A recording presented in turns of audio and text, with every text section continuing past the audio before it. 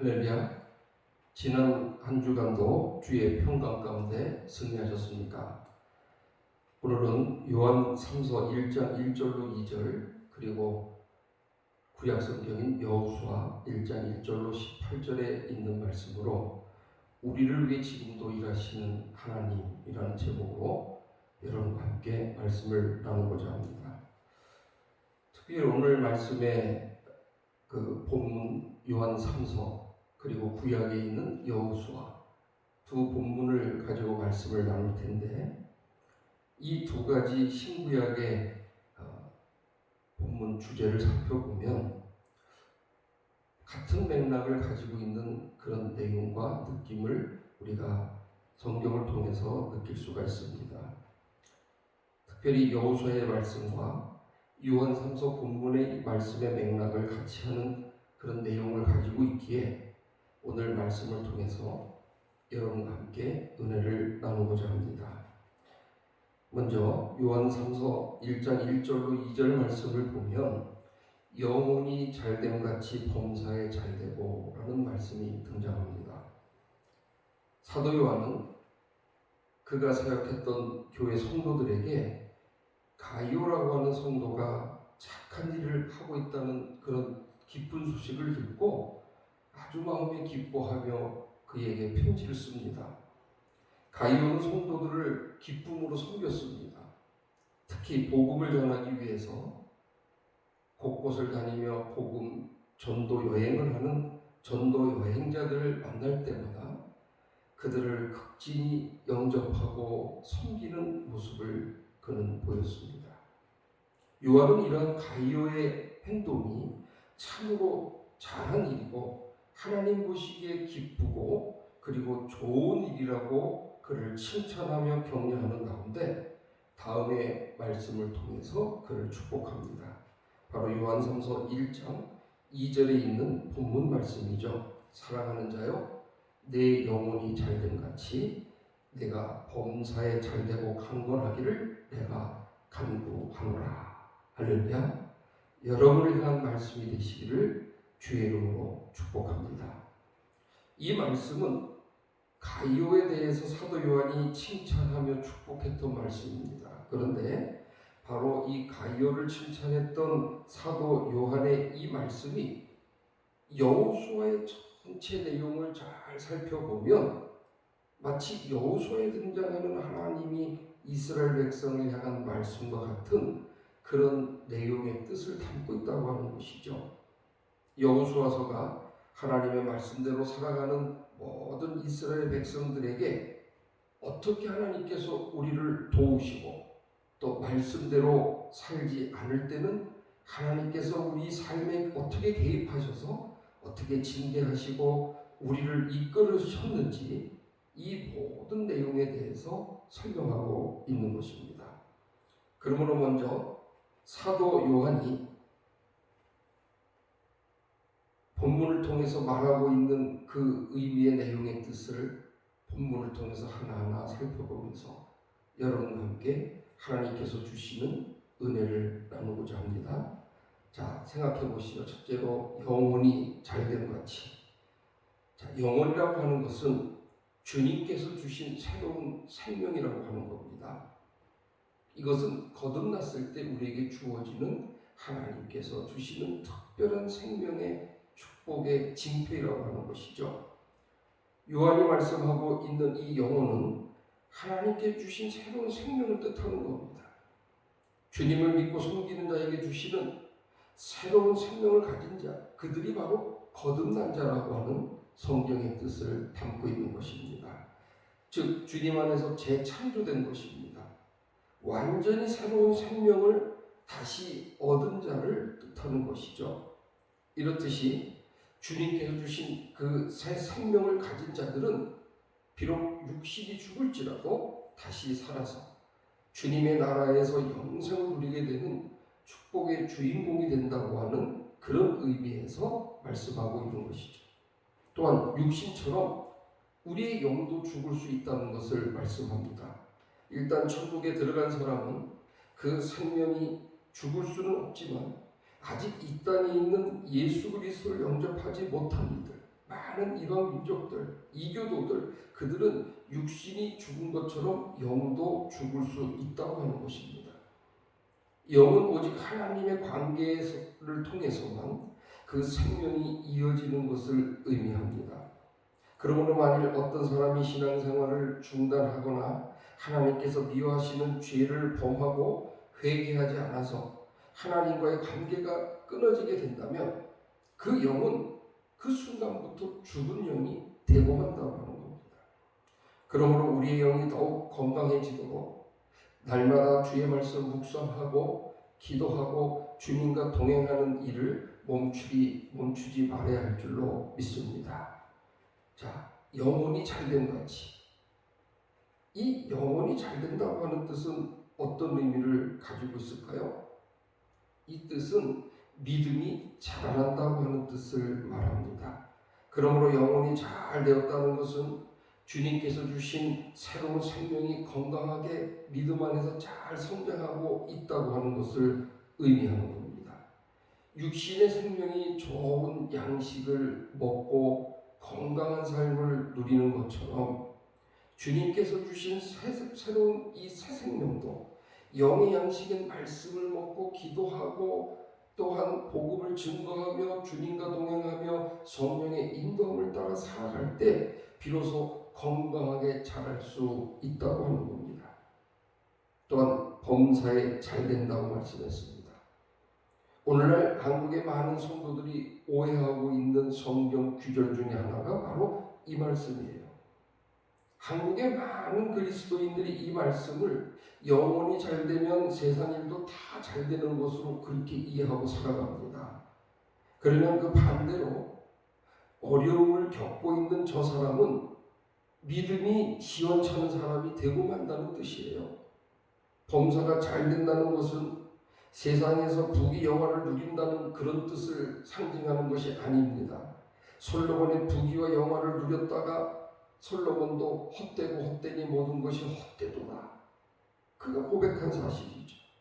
성경에서 말씀하고 있는 이 범사가 잘 된다고 하는 것은 우리가 행하는 모든 일이 성공으로 이루어진다고 하는 그런 뜻이 아니라 하나님께서 범사에 그를 좋은 길로 하나님께서 뜻하신 길로 인도하신다는 뜻인 줄로 믿습니다.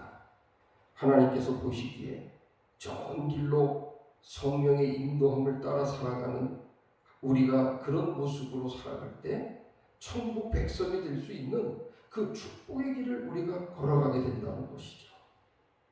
또한 강건하기를 원하노라 말씀하고 있습니다. 범사에 하나님께 축복을 받을 만한 길로 하나님께서 인도하시는데 그 길, 그 삶의 모습이 바로 영이 강건한 삶이 되는 것입니다. 이렇게 하나님께서 새로 마련해 주신 영의 생명이 건강해지고 하나님께서 그를 복되고 아름다운 길로 인도하시면 이런 사람은 어떤 시련이나 유혹이 와도 결코 흔들리고 그의 삶이 송두리째 뒤바뀌어지는 역경과 환난을 당하지 아니한다는 말씀이에요. 이런 자가 강한 자입니다. 하나님은 우리가 모두 이렇게 영이 강건한 자가 되기를 원하시는 줄로 믿습니다. 자, 오늘 요한 3서 말씀을 통해서 하나님께서 사랑하는 자에게 어떤 축복을 주신다고 약속하셨습니까? 결론은 범사에 잘 되고 내가 강건하기를 원하노라. 그것은 하나님의 약속의 말씀처럼 영이 건강하게 자라서 하나님과 동행하는 자가 되기를 원한다는 약속의 말씀인 것입니다. 오늘 본문에 대비해서 구약 성경에 등장하는 여호수아서 말씀을 보겠습니다. 자, 요한 3서의 말씀을 이해하고 이제 여호수아의 내용을 한번 보도록 하죠. 여호수아를 먼저 이해를 해야 될 줄로 압니다. 여호수아서는 그 명칭이 모세의 후계자였던 여호수아라고 하는 장군의 이름을 딴 겁니다. 그런데 이 여호수아의 본래 이름은 호세아였다고 민수기 13장 8절에 말씀하고 있습니다. 그 후에 모세가 이 호세아를 불러서 자기의 후계자로 훈련시키는 가운데 이름을 바꾸어 줍니다. 성경에 보면 많이 등장하죠. 사울이 바울로 바뀌고 베드로를 불러서 내 이름을 지금부터 반석이라 베드로라. 성경에 보면 이름이 바뀌는 경우가 많이 등장을 해요. 자, 그럼 여호수아는 무슨 뜻이냐? 여호와는 구원이시다.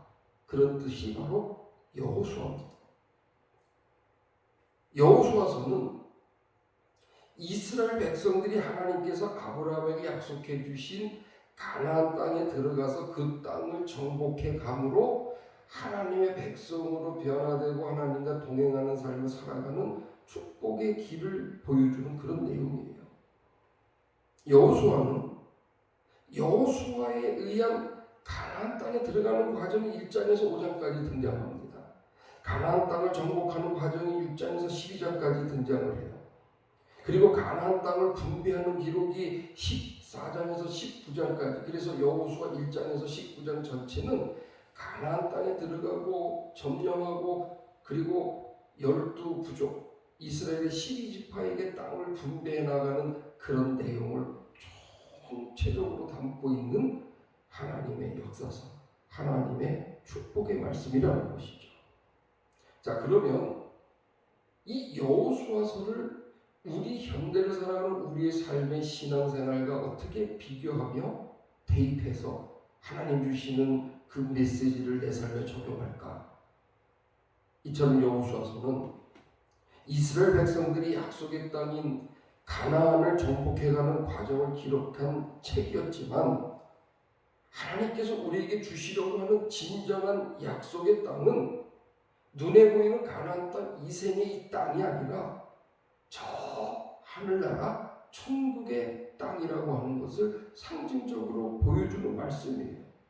그래서 여호수아서는 우리가 이 땅에서 신앙생활을 잘 해가지고 하나님께로부터 그 믿음을 인정받아 영원한 하나님 나라에 들어가는 신앙생활 전체 과정과 비교해서 살펴볼 수 있는 그런 말씀이기 때문에 우리 신앙생활에 대입해 볼 수 있는 아주 중요한 살아있는 말씀이라고 하는 겁니다. 여기서 말씀하고 있는 영원한 땅 가나안은 무엇을 뜻할까요? 영원한 하나님 나라를 뜻하는 겁니다. 이 세상에 있는 가나안 땅은 하나님께서 주시려고 하는 진정한 약속의 땅이 아니라고 하는 거예요. 하나님께서 우리에게 주시려고 하는 진정한 약속의 땅은 예수 그리스도로 말미암아 우리에게 주시고자 하시는 저 영광의 나라 천국이라고 말씀드렸습니다. 그러나 이 천국은 우리 눈에 보이지 않으니까 일단 눈에 보이는 땅인 가나안 땅을 주시겠다고 약속하시고 그 땅을 얻기 위해 나아가는 삶의 여정과 과정을 통해서 우리에게 신앙생활을 어떻게 할 것인가를 가르쳐 주시는 하나님의 훈련된 메시지가 담겨있는 말씀입니다. 자, 여기에 보면은 요단강을 건너는 장면이 등장합니다. 이 요단강은 무엇을 뜻할까요? 사망의 음침한 골짜기를 건너는 거예요. 가나안이 저 하나님의 나라 천국을 상징하는 것이라면 가나안 땅에 들어가기 위해서 반드시 넘어야 될 관문이 있는데 그것은 바로 요단강이라고 해요. 이 요단은 육신의 죽음을 뜻하는 상징적인 의미를 담고 있습니다. 그래서 여러분 기독교에서는 장례식 찬양 중에 요단강 건너가 만나리라는 찬양을 합니다. 이 요단강은 인간의 한계, 죽음의 강, 죽음을 상징하는 그런 강으로 성경에 묘사되고 있는 거예요. 그 강을 건너서 영원한 하나님의 나라 가나안 땅 하나님 나라를 통해서 우리가 다시 만나자고 하는 신앙의 고백적인 찬양입니다. 여러분, 사람들 모두 육신의 죽음을 두려워합니다. 저하고 아주 가까운 필리핀 선교사님이 오늘 페이스북에 소식을 올렸어요. 20년 동안 동역을 했던 필리핀 현지인 목사가 코로나에 걸려가지고 불과 며칠 전에 통화하고 최근까지 교회를 5군데까지 협력해서 지면서 계속 사역을 논하고 기도하고 그렇게 만났고 교제했던 사람이 선교사님 한국에 잠깐 나와 있는 사이에 어제 그만 코로나19로 병원에 응급 입원했다가 소천했다고 하는 뜻이에요. 여러분, 사람들은 모두 죽습니다. 죽는 데는 여러분 순서가 없어요. 그래서 모든 육신의 죽음을 사람들은 두려워합니다. 여러분, 어르신들이 아유 나 빨리 죽어버려야지, 그 말 믿지 마세요. 여러분, 실제적으로 죽음이 찾아오는 그런 시점이 되면 두려워해요. 굉장히 두려워합니다. 그 인간의 본성이에요. 그래서 다윗도 시편 23편에 사망의 음침한 골짜기를 지날지라도 이렇게 표현하고 있는 거예요. 사망이라고 하는 아주 음침한 골짜기를 뜻하는 겁니다. 그러나 하나님께서 이스라엘 백성들이 요단강을 건널 때 도우셨던 것처럼 우리가 사망의 음침한 골짜기를 지날 때 우리를 도우신다는 거예요. 여러분, 여러분의 삶이 지금 죽음이 눈앞에 보이는 것처럼 음침한 사망의 골짜기라고 생각하십니까? 하나님께서 도우실 줄로 믿습니다. 또한 가나안 땅 정복의 과정을 살펴보면 우리의 평생의 신앙생활의 과정을 대입해 볼 수가 있습니다. 가나안 땅의 정복 과정은 이스라엘 백성들이 가나안의 원주민들을 어떻게 몰아내고 그 땅을 정복하며 살아가는가를 통해 가지고 우리가 이 세상 죄악에서 떠나 하나님의 백성다운 신실함을 어떻게 유지하며 살아갈 수 있을까, 이것을 고민하고 적용해 나가는 과정을 여호수아에서 그대로 보여주고 있다고 하는 겁니다. 그러므로 우리는 여호수아서를 읽으면서 과거 이스라엘 백성들이 기록되었던 역사적 산물이다, 이렇게만 봐서는 안 된다는 거예요. 바로 우리들 자신의 이야기를 읽고 우리는 묵상해야 됩니다. 거기에서 하나님이 우리에게 지혜를 주시고 그 역경을 이겨낼 수 있는 믿음의 길을 보여주시기 때문입니다.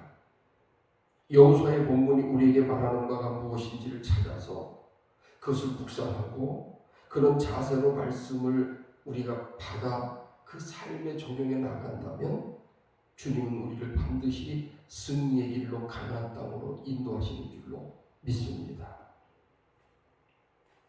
세 번째로 보니까 이러한 신앙의 중심에 뭐가 있었나, 성경을 다 살펴보니까 따라해 보시죠. 하나님의 말씀이 있었다. 할렐루야. 신앙의 중심에는 여러분 다른 거 필요 없어요. 하나님의 말씀이 있어야 될 줄로 믿습니다. 여호수아서 1장 8절에 보면 이 율법책을 내 입에서 떠나지 말게 하라, 이렇게 교훈합니다. 이스라엘이 가나안 족속을 물리치고 그 땅을 차지하는 모든 가운데 모든 힘은 무기에서 나오는 것도 아니고 이스라엘 군인들의 숫자에서 나오는 것도 아니었다는 거예요. 이 모든 힘의 원천은 하나님께로부터 나왔습니다. 그리고 하나님께서 어떤 사람에게 하나님의 능력을 나타내시는가, 하나님께서 우리에게 주신 말씀 안에 다 기록이 되어 있어요. 그러므로 하나님의 이 말씀을 우리가 항상 가까이 하는 것, 이것이 바로 하나님의 능력과 권세들을 가까이 하고 살아가는 믿음의 백성들의 삶의 방식인 줄로 믿습니다. 또한 두 번째로 보면은 강하고 담대하라 그랬어요. 내가 네게 명령한 것이 아니냐, 여호수아 1장 9절의 말씀입니다. 왜 이 여호수아를 보면 등장하는 그 말씀이 반복적으로 등장하는 게 있는데 그것은 강하고 담대하라는 단어가 계속 반복해서 나와요. 왜 그럴까요? 이스라엘이 가나안 땅에 들어갈 때 가나안 족속과 절대로 타협하지 말라는 하나님의 말씀이고 경고이기 때문이에요. 밖에 있던 자가 그 땅에 들어가면서 본래 그 땅에 살던 원주민과 절대 타협을 하지 말라니, 여러분 참 기가 막힌 일 아니겠습니까? 지키기 어려운 일이에요. 그러나 가나안 원주민 전체를 다 합친 것보다 하나님의 능력이 더 크다는 것을 믿는다면 그 말씀을 우리는 지킬 수 있는 거예요. 여러분, 아프가니스탄에 390명의 한국 특별 조력자들을 탈출시키는 특별 군사작전이 전 세계 유일하게 대한민국이 성공시킨 이유와 원인이 지금 뉴스를 통해서 밝혀지고 있잖아요. 딱 한 가지예요. 그것은 우리나라 정부의 외교력과 군사력 모든 것이 집중했다고 하는 거예요. 집중. 한 곳에 정신과 뜻을 모았다는 얘기예요. 두 번째는요, 보안 유지, 비밀을 철저히 지켰다는 거예요. 일본은 어떻습니까? 일본은요, 떠나기 전부터 막 대대적인 광고를 하고 환송식을 하고 막 난리를 쳤어요. 한 명밖에 못 데려왔어요. 500명을 태워오겠다고 군대를 보내 수송기 4대를 보냈는데 기자 한 명 데리고 돌아왔어요. 뭘 뜻할까요, 여러분? 그곳에서 숨죽이며 기다렸 조력자들이 누구의 도움을 받았나? 여러분, 쉰들러 리스트라고 하는 세계 2차 대전 당시에 유태인들을 보호해 주었던 독일 기업가, 그 1대1 기린 영화가 있었죠. 제2의 신들러가 있었어요. 한국인 기업가가 끝까지 탈출하지 아니한 한국 교민 한 명이 남았다고 뉴스에 계속 나왔잖아요. 우리는 욕을 했다고 그래요. 사람들이 저 한 사람 때문에 외교관들이 탈출도 못하고 고생하고 있다. 저 사람 때문에 위험해진다. 그런데 뒤늦게 알고 보니까 그 욕을 다 받으면서 그 안 좋은 시선을 다 감수하면서 그가 남아있던 이유는 그곳에 남아있던 390명의 조력자의 대부분을 그 사람이 우리 한국 남아있는 한 기업가가 운영하는 공장에 숨겨줬다는 거예요. 그리고 그 세계 눈총, 대한민국의 따가운 시선과 눈총을 감당하면서 끝까지 침묵하며 집중하고 보안을 유지했다는 거예요. 이것이 잘 맞아떨어져서 한 번에 그 짧은 1시간 동안에 구출작전을 감행시킨 거예요. 여러분, 믿는다면 대한민국의 군사작전, 대한민국의 국력 모든 것을 신뢰하고 믿는다면 기다리는 거예요. 공장에 조력자들 수백 명이 모여 있는 그들이 숨을 죽이면서 사인을 기다리고 있는 거예요. 한국이 반드시 너희를 데리러 온다. 그 신뢰가 있었다는 겁니다. 그러므로 하나님을 의지하고 하나님이 말씀하셨으니까 강하고 담대하라. 그리고 정복하라. 말씀대로 따르고 말씀대로 우리는 그 길을 가면 되는 것입니다. 그러므로 믿음의 백성들은 이 세상에 기죽지 말고 오직 말씀을 의지해서 하나님과 동행하며 승리하는 자가 되시기를 주의 이름으로 축복합니다. 그러기 위해서는 어떻게 될까요? 여러분, 세상 것에 마음을 뺏기지 말라고 말씀합니다. 이스라엘이 가나안 땅에 들어갈 때 하나님께서 가장 크게 경고하신 말씀이 바로 가나안 족속에게 마음을 뺏기지 말라는 거예요. 여러분, 광야를 40년 동안 헤매다 온 사람들 빈털터기 거짓골이 돼 있어요. 정착민들은 얼마나 잘 먹고 잘 살겠어요. 눈이 막 돌아가겠죠. 그런데 현혹되지 말라. 마음을 뺏기지 말라는 거예요. 살기 위해 가난한 족속과 타협하면 오히려 죽을 것이다. 성경에 살고자 하면 죽을 것이요 죽고자 하면 살리라.